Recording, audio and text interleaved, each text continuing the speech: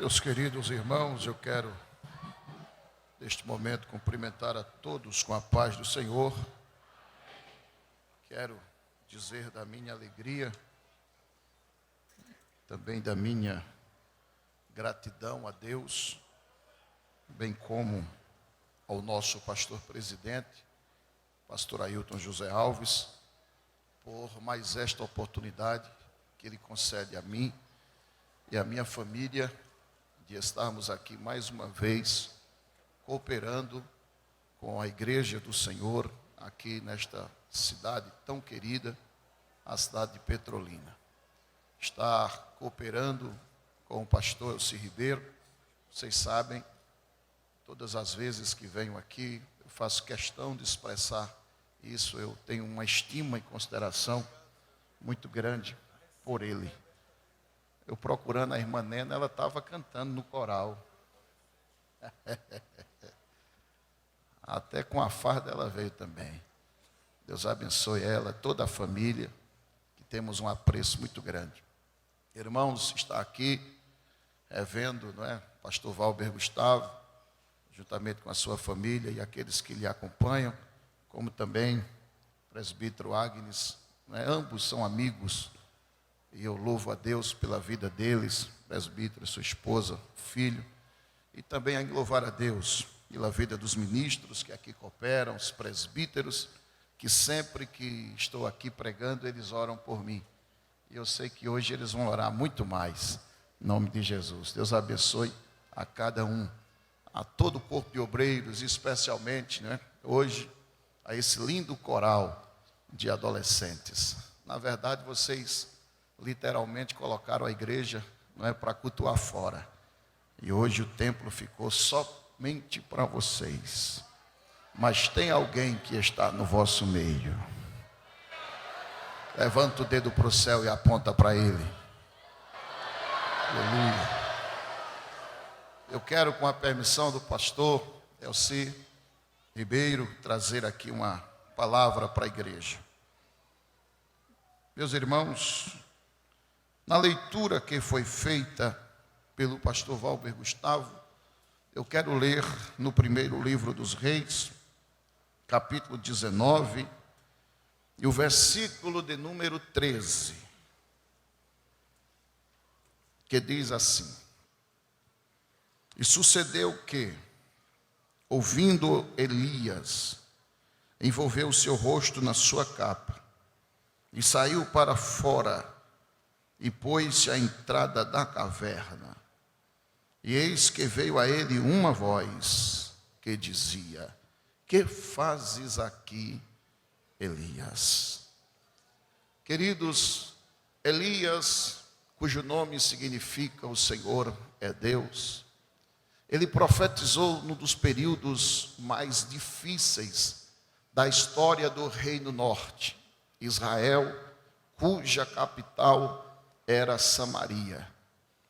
Isaías, ele profetizou em um período que Israel estava mergulhado em uma crise política desencadeada por uma crise moral que culminou numa crise espiritual. Se você observar o contexto do capítulo 16 e o texto, você vai observar que Israel estava vivendo em meio a uma trama de conspiração, de assassinatos, de suicídio, de divisão, de guerra pelo poder e de idolatria. Observe que Onrim, chefe da metade dos carros, conspira contra o rei Elá e o mata. Quando o povo soube que estava acampado contra Gibeton, que era a terra dos filisteus, vieram e cercaram o palácio com Onrim dentro.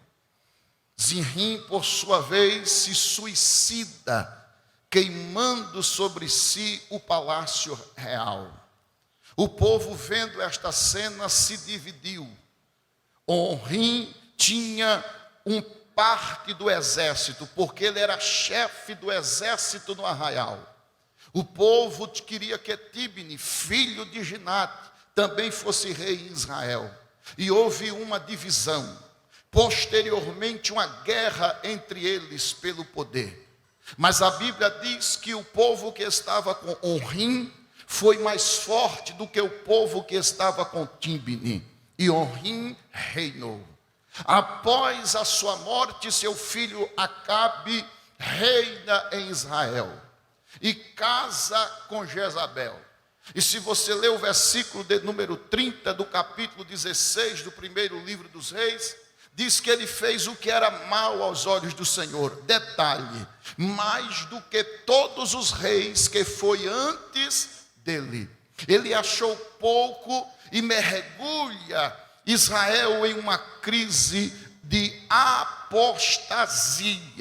Porque se você ler o primeiro livro dos reis, capítulo 18, versículo 19, ele construiu um templo em Samaria para a adoração de Baal, onde os sacerdotes que comiam na mesa de Jezabel, ali adoravam a Baal. Por conta disso, queridos irmãos, Deus, ele se levanta do seu trono, e em meio à crise, Deus sempre tem alguém para usar. Eu vou repetir, em meio à crise, Deus sempre tem alguém para usar. No primeiro livro dos Reis, capítulo 17, versículo 1, Deus vai lá em Tisbe, que era de Gileade, e lá naquele pequeno povoado, uma pequena cidade, ou mesmo um vilarejo, Deus chama um homem. E sabe como era o nome deste homem?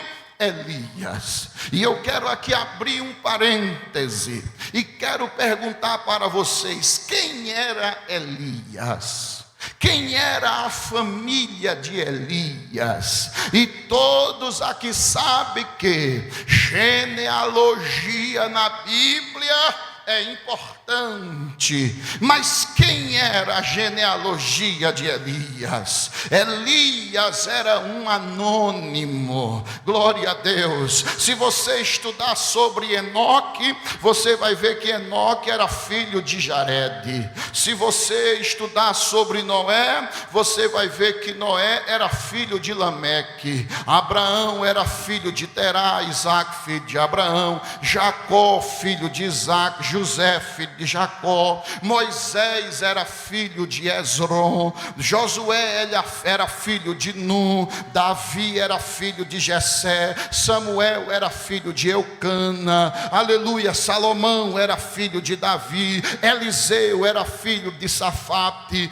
Isaías era filho de Amós, Jeremias era filho de Uquias, aleluia, Ezequiel era filho de Buzi, Joel era filho de Betuel, Oséias era filho de Beri. Agora, quem eram os pais de Elias? Elias era um anônimo, mas a Bíblia Sagrada está cheia de histórias de anônimos. Eu vou citar duas pessoas rapidamente, por se tratar de um congresso de adolescentes. Segundo o livro dos Reis, capítulo 5, versículo 2 e 3, fala de uma menina, aquela que estava na casa de Naamã, e através da vida daquela menina, Naamã teve um encontro com o verdadeiro Deus e foi curado da sua enfermidade. Eu vou citar agora um rapaz, João, Evangelho de João, capítulo 6, versículo 8 e 9, tinha um rapazinho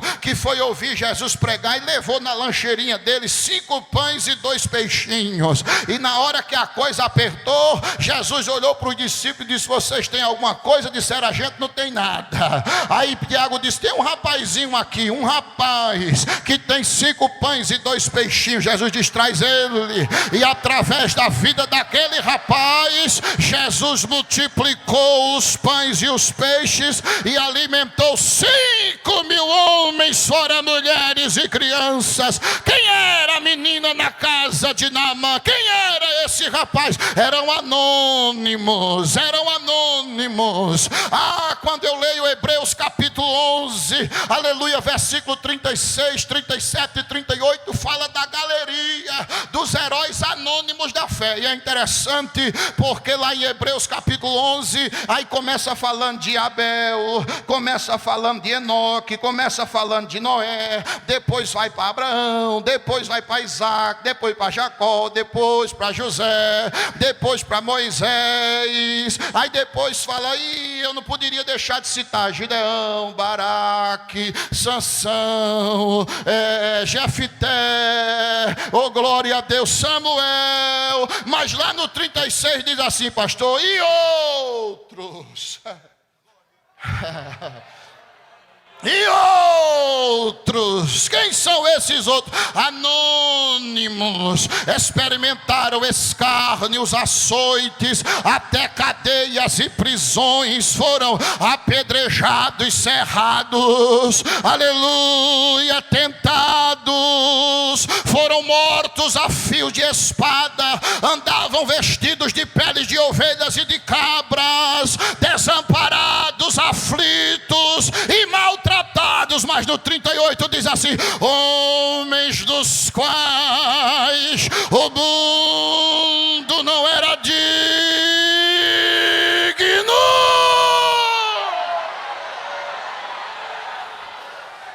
Tem alguém aí anônimo aqui?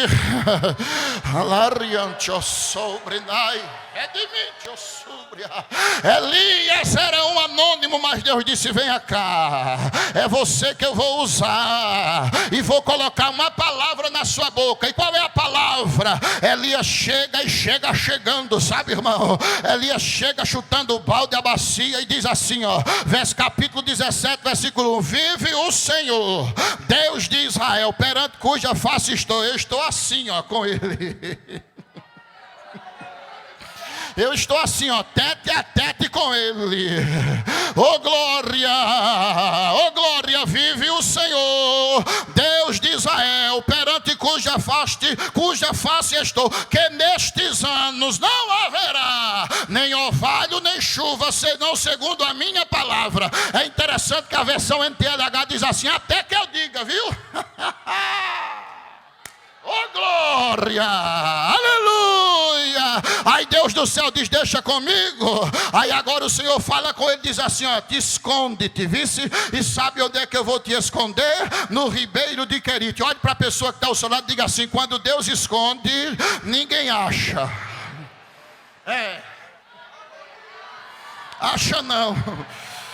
Aquele que habita no esconderijo do Altíssimo, a sombra do Onipotente descansará. Direi do Senhor, Ele é o meu Deus, o meu refúgio, a minha fortaleza. Nele eu confiarei, porque Ele te livrará do laço do passarinheiro, da peste perniciosa. Ele te cobrirá com as suas penas, e debaixo, venha cá, das suas asas estarás seguro. Agora toque, não temerás espanto noturno, nem seta que voe de dia, nem peste que ande na escuridão, nem mortandade que assole ao meio-dia. Levante a mão para o céu, coloque no ombro da pessoa que está ao teu lado, coloque no ombro e diga assim, 1000 cairão ao teu lado, 10.000 à tua direita, agora você...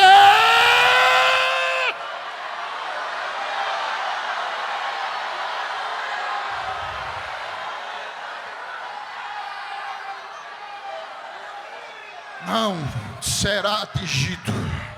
Venha para o Querite, fique no Querite. Querite significa cortar, colocar no tamanho certo. Resumindo, é a forma de Deus. Eu vou te levar para o Querite porque eu vou colocar você na minha forma. Você não vai fazer o que você quer. Você não vai dizer o que você quer. Você não vai para onde quer. No Querite você vai aprender a depender de mim. Lá não tem padaria, não tem supermercado. Mas fique tranquilo, porque eu tenho, versículo 4, ordenado aos corvos que te sustente. Corvos? Jó diz, porque o Senhor mandou corvos para sustentar Elias. Leia Jó capítulo 38, versículo 41. Leia na versão NTLH. Os corvos são tão miseráveis, mas tão gananciosos, os tristes, que eles, quando conseguem comida, eles não dividem com os seus filhotes. E quando os filhotes estão com fome, sabe o que é que eles fazem? Jó diz que eles clamam a Deus, e Deus os alimenta. Aí Deus diz, agora vocês vão me pagar.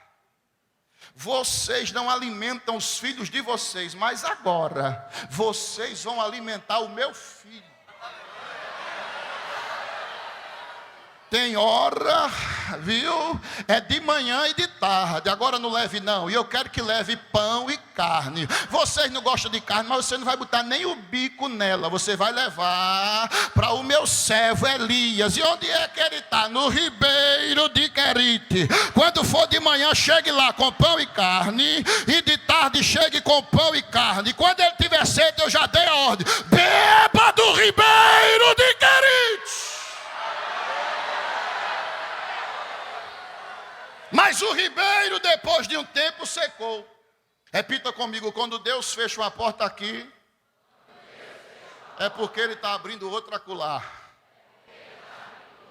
Levanta-te! A lição do Querite passou, agora você vai para Sarepta. E lá, versículo 9, eu tenho ordenado a uma viúva que te sustente. E é interessante porque o verbo sustentar no original, está aqui meu professor, significa manter, nutrir, providenciar comida, proteger, defender, fornecer os meios necessários para a vida. Deus estava dizendo assim, eu vou cuidar de você, meu filho, nos mínimos detalhes. Aleluia. Vá lá, porque eu tenho ordenado a uma viúva que te sustente. Elias disse, opa, saí da prova do pão e da carne, agora vai vir uma coisinha melhor. Mas quando ele chega lá, ele encontra uma mulher, colhendo os pedacinhos de madeira. Ele diz, eu estou com sede. Ô, minha filha, minha mulher, eu estou com sede, tu me arranja um copo com água? Pois não. Quando ela vai, ele diz, olha, faça o seguinte, traga um pãozinho para mim que eu estou com fome. Aí ela olha para ele e diz, ô profeta, Deus sabe que eu não vou mentir. Olha, eu estou aqui colhendo uns pedacinhos de cavaco, madeira, para ir para casa e fazer um bolo de farinha, para eu e meu filho comer. Depois a gente vai morrer, porque a gente não tem mais expectativa nem esperança nenhuma. Porque a tua serva, e ele sabe, só tem um punhado. Quem sabe o que é punhado de farinha? Quem nunca comeu bolinho de farinha com feijão e a carninha dentro, não sabe o que eu estou dizendo. Vocês ouviram, foi? Punhado de farinha, ó. É isso aqui. Numa panela e um pouquinho de azeite na... Aí Deus disse, está vendo porque eu te trouxe aqui? Sarepta, repita após mim, é lugar das primeiras experiências com Deus. E Deus vai fazer 2 milagres através do profeta. Primeiro milagre, o milagre da multiplicação. Aí Deus toma o profeta e diz assim, é essa ó, que vai te sustentar.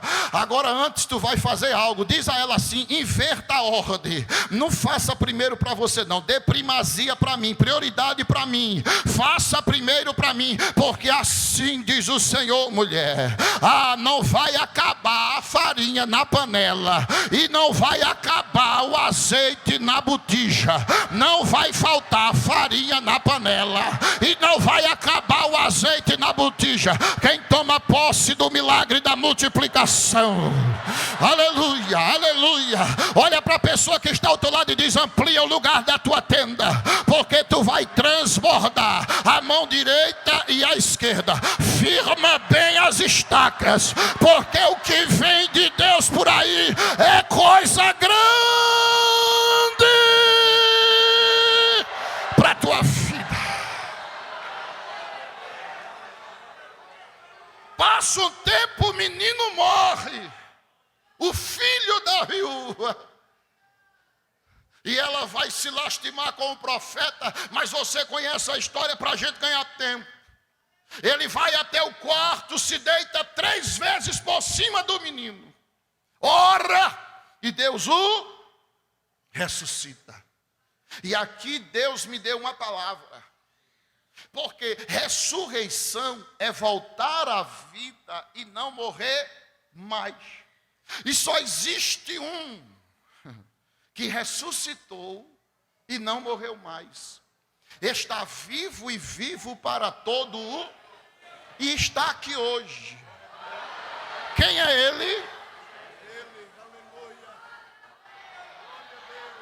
E o que foi que aconteceu com a viúva de Sarepta, com o filho da viúva de Sarepta? E o que foi que aconteceu com o filho da sunamita? O soldado que caiu na cova de Eliseu, a filha de Jairo, o filho da viúva de Naim, Lázaro, com Eutico, foi restauração à vida. E aqui é 2 coisas bem distintas. E sabe o que Deus está ensinando para Elias? Eu vou te usar para vidas serem restauradas. O primeiro milagre é o milagre da multiplicação. E o segundo é a restauração da vida. E quando ele escuta e quando ele devolve o filho para aquela mulher... Quando começou o capítulo 17, ele era o tisbita, um dos moradores de Gileade. Mas agora no último versículo do capítulo 17, ela olha para ele e diz assim: nisto conheço que tu és homem de Deus. Essa denominação, esse nome, esse adjetivo, homem de Deus, só na Bíblia foi mencionada para 11 homens. Não, se o senhor fosse da época, o senhor era o 10º. Mas como ele não era daquela época, só 11 homens. Quer ver? Moisés era homem de Deus. Davi era homem.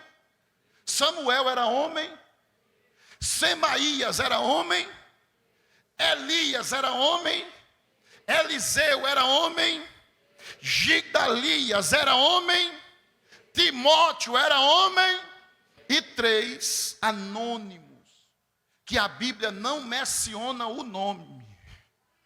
Quando ele entrou, ele era um dos, mas agora ele sai de Querite, aleluia, e de Sarepta, como homem de Deus. Sabe quem faz isso? Segundo o livro de Samuel, capítulo 23, versículo 1, na versão NTLH, nova tradução na linguagem de hoje, diz assim: Davi, o homem que Deus tornou importante. Sabe quem faz isso? Deus. Deus pega um anônimo que ninguém sabe quem é, prepara em Querite, em Sarepta, e diz assim: tu estás pronto. Agora tu és um homem de Deus, tu serás o meu representante nesta terra. Apresenta-te a Acabe. E quando ele vai se apresentar a Acabe, olha a situação do povo. Primeiro livro dos Reis, capítulo 18, versículo 22. O povo estava com o coração dividido. A Bíblia diz que o povo estava cocheando entre 2 pensamentos. Sabe o que é cochear? É andar assim, ó, mancando, firmando mais um passo de um lado do que do outro. Aí Deus usa Elias e diz assim: se Baal é Deus, segue-o. Mas se Deus é Deus, segue-o. Vocês estão tendendo a servir mais a Baal, mas eu vim como representante de Deus, e essa história vai mudar. Olha a situação do povo. Leia o versículo 30 do capítulo 18 do primeiro livro dos Reis. O povo estava com o altar quebrado, mas Deus toma o profeta Elias, homem de Deus, e diz assim: eu proponho um desafio. Ajuntem os profetas de Baal, que são 450, e os profetas de Azera, e eu serei o representante de Deus. Vocês vão escolher um bezerro e vão sacrificar. Eu escolherei outro bezerro e prepararemos o holocausto. Mas a gente vai preparar o altar, vai preparar a lenha, vai colocar o objeto do sacrifício, que é o bezerro, em cima, mas a gente não vai colocar fogo. O desafio é: nós vamos clamar a Deus, vocês vão clamar ao Deus Baal, e eu vou clamar ao meu Deus. E há de ser que o Deus que responder com fogo, esse será Deus. Oh glória, comecem vocês, porque vocês são maioria. Aí a Bíblia diz que eles prepararam o altar, colocaram a madeira, o bezerro por cima, e começaram a clamar a Baal. Quando foi por porta de meio-dia, passaram toda a manhã e nada de Baal responder. Sabe o que Elias faz? Elias começa a zombar deles: clamem mais alto. Ele é um Deus, talvez esteja atendendo alguém, esteja ocupado e não está ouvindo, talvez esteja viajando, ou talvez esteja tirando uma soneca, depois do almoço dá sono. Gritem mais alto para ver se ele escuta. E nada. No final da tarde, nada de Baal responder com fogo. Quando se ofereceu a oferta de manjares, Elias reparou o altar que estava quebrado, porque altar quebrado não vê fogo. Ele juntou 12 pedras conforme as 12 tribos de Israel, colocou a lenha por cima, aí disse: coloquem o bezerro, para vocês saberem que não tem artimanha, eu não vou trabalhar com fogo estranho. Joguem talhas de água por cima do holocausto, e assim fizeram. Joguem a segunda vez, e assim fizeram. Joguem a terceira vez, e assim fizeram. Depois disso, versículo 36 e 37, Elias levanta as mãos para o céu e diz assim: ó Senhor, Deus de Abraão, de Isaque e de Israel, manifeste-se hoje que tu és Deus em Israel, e que eu sou teu servo, e fiz todas estas coisas conforme a tua palavra. Responde-me, Senhor, responde-me, para que eles conheçam que tu és Deus, e que fizeste tornar o seu coração para trás. Quando Elias termina de orar, desce uma bola de fogo do céu e consumiu o holocausto, consumiu a lenha, as pedras, o pó, e ainda lambeu a água. Quando o fogo de Deus desce, consome o objeto do sacrifício, o holocausto, símbolo de adoração. Quem adora, o fogo de Deus desce sobre ele. Também a lenha é símbolo de oração. Quem ora vai receber fogo de Deus aqui esta noite. Mas também a pedra, quem tem o coração pedrificado, o fogo de Deus vai partir essa pedra hoje. Quem é pó, que chegou aqui pela misericórdia dizendo: eu tô só o pó, o fogo de Deus vai te consumir esta noite. E a água é volátil, a água é fria, até quem é frio, mais frio do que gia, em pé de pote, o fogo de Deus vai descer esta noite e vai consumir. Levanta a tua mão para o céu, levanta a tua mão para o céu, levanta a tua mão para o céu, levanta a tua mão. O fogo de Deus, pastor Elci Ribeiro, vai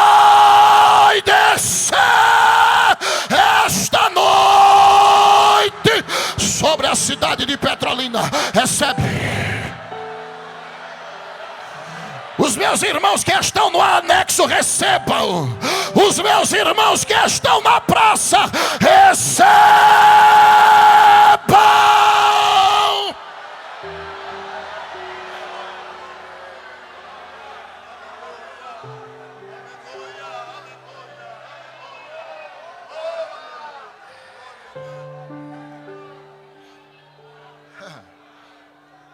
Olhe para cá. Sabe por que isso? Elias junta o povo e diz assim: agora vocês vão saber quem é Deus. Os adoradores de Baal diziam que ele era o Deus do trovão, do raio, da fertilidade, que ele controlava os fenômenos naturais da natureza. Os adoradores de Baal criam que ele era quem mandava chuvas e colheitas abundantes.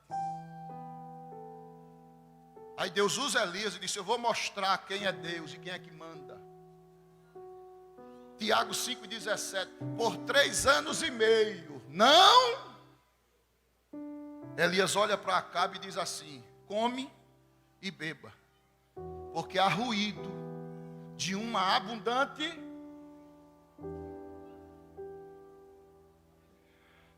Elias vai orar, dobra o joelho e diz assim ao moço: olha para a banda do mar. Está vendo alguma coisa? Nada. Terceira vez: olha para a banda do mar. Está vendo alguma coisa? Nada. Pela quinta vez: olha para a banda do mar. Estás vendo alguma coisa? Nada. Pela 7ª vez: olha para a banda do mar. Profeta, eu estou vendo. O que é que você está vendo? Eu estou vendo uma pequena nuvem.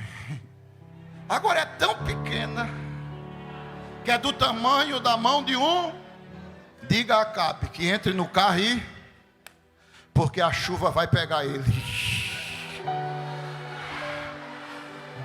Eu estou com uma palavra queimando aqui no meu coração. Deus vai mostrar quem é Deus. Deus vai mostrar quem é Deus. Deus vai mostrar para esta geração quem manda. Diga para a pessoa que está ao seu lado: Deus não perdeu o controle. O controle está na mão de Deus. Ele faz como Ele quer, do jeito que Ele quer. Deus lhe trouxe aqui hoje para este congresso para dizer para você: hoje você vai sair daqui sabendo que quem manda em Petrolina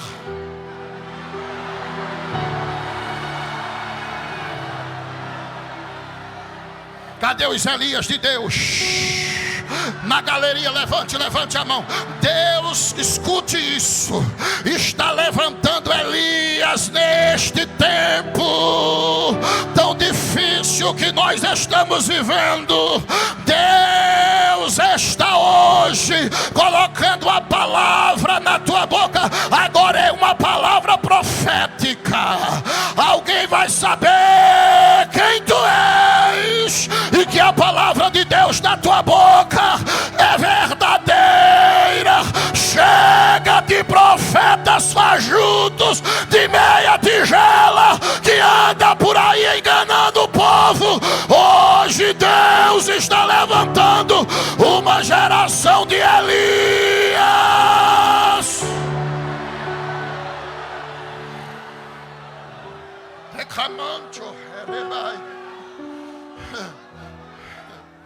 Escute agora.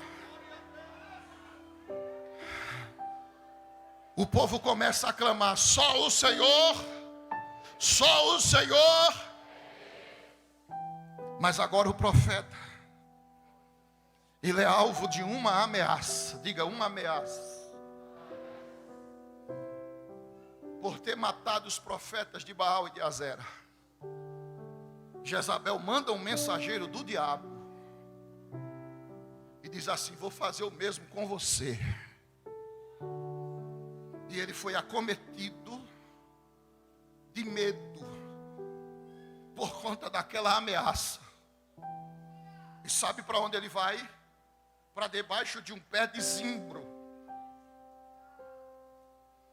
Ele foi acometido de algo que você chama de ansiedade. O medo produziu no coração de Elias ansiedade. E ele disse: eu quero morrer. Eu não sou melhor do que os meus pais. Aí Deus envia um anjo. O anjo toca nele e diz: levante. Tinha pão e água, coma, beba. Ele comeu, bebeu e tornou a... Aí o anjo pela segunda vez tocou e disse: coma, levante-se, coma e beba. O caminho será cumprido. Ele caminhou 40 dias e 40 noites até Horebe, o monte de... Mas a ansiedade era tão grande que causou-lhe uma depressão. E sabe o que é que Elias faz? Ele entra numa caverna. Caverna é lugar de isolamento. Elias se isola dentro da caverna. E quem está nesse estado, anjo não resolve. Eu tenho um alto respeito pela medicina e procurem ajuda. Mas a medicina cura o curável. Tem coisas que ela não pode. Elias estava na caverna. Ele já tinha mandado um anjo e o anjo não resolveu. Ele disse: é eu mesmo. Porque tem coisas que só Deus Ele faz. E eu vou lhe dizer algo aqui esta noite. Deus, Ele se levantou do trono e desceu hoje para Petrolina. E Deus faz isso, pastor. Leia o capítulo 17 de Gênesis. Deus disse: eu quero conversar com meu amigo Abraão. Aí Deus desce, conversa com ele, versículo 22, a Bíblia diz: depois Deus subiu. Para onde, pastor? Para o céu. Hoje, Deus disse: eu não vou mandar anjo. Hoje, quem vai resolver esse problema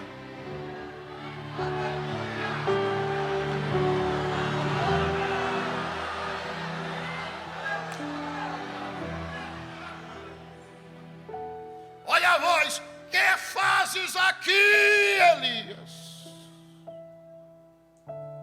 Deus diz assim: coloca-te neste monte. Sabe o que é que Elias faz? Nada. Aí vem aí um vento. O vento era tão forte que a Bíblia diz que fendia os montes e quebrava as penhas. Elias, de dentro da caverna, diga: não saiu. Depois do vento veio um terremoto. Veio quebrando tudo. O mais alto na escala Richter. Elias da caverna não. Depois, ele é profeta do fogo. Ele gosta de fogo. Aí veio um fogo. E Elias, nada de sair da caverna. Aí depois do vento, do terremoto, do fogo, uma voz, Deus falou, mansa e delicada. Aí Elias estava dentro da caverna. Ele disse: eu conheço essa voz.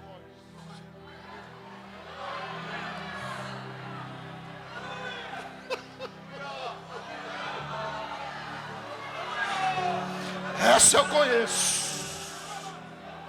Ele pegou a capa e enrolou o rosto e foi para a porta da caverna. Disse: essa voz eu conheço. Eu estou depressivo, mas esta voz eu conheço.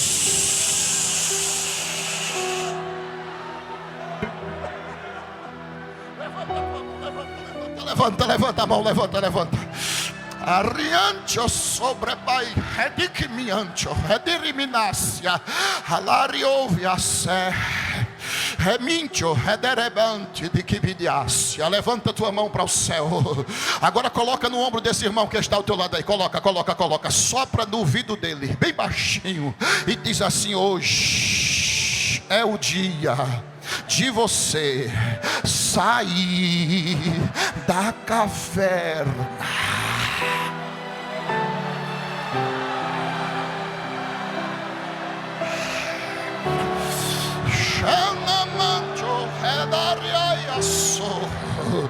Eita, olha Deus falando, olha Deus falando, olha Deus falando. Raízes depressivas estavam descendo no teu coração e estava tomando conta da tua alma. Tu estavas em um isolamento, não queria conversa com ninguém, mas hoje Deus te trouxe aqui para este conclave, aleluia, e está soprando no teu ouvidinho, e as palavras estão descendo para o teu coração, e Deus está bradando e está dizendo: tu conheces a minha voz, tu conheces a minha voz, hoje tu vais sair da caverna. Meu Deus, adora. Alaria sobre adora aqui na galeria, adora. O coral, lá fora, lá no anexo. Olha Deus tomando o ambiente, olha a voz mansa e delicada de Deus.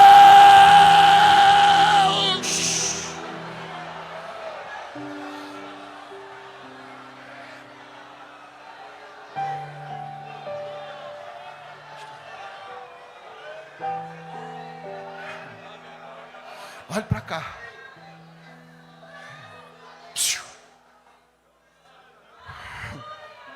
Quando Elias se coloca na porta da caverna, mesmo naquela situação, conheceu a voz de Deus. Aí Deus disse: levante-se. E é interessante que Deus diz assim: volte pelo caminho. O caminho que você veio, volte. Eu tenho 3 coisas para fazer através de você. Eu na caverna mas tem algo ainda na tua mão. Tem. E o que é, pastor? Tu vais ungir Azael, rei da Síria, Jeú, rei de Israel, e Eliseu, profeta em teu lugar. Se unge rei como? Com quê? Com azeite. E o azeite é símbolo de quê?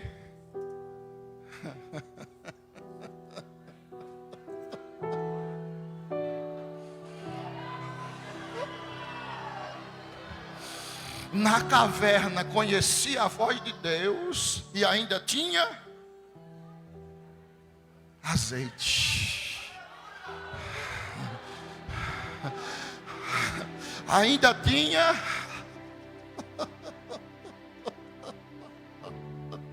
olha para tuas mãos.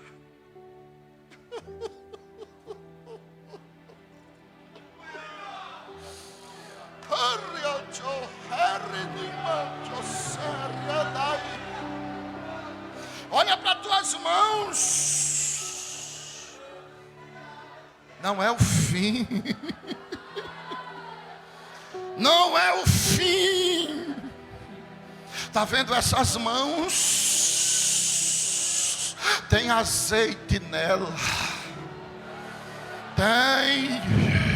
Tem o Espírito Santo nela.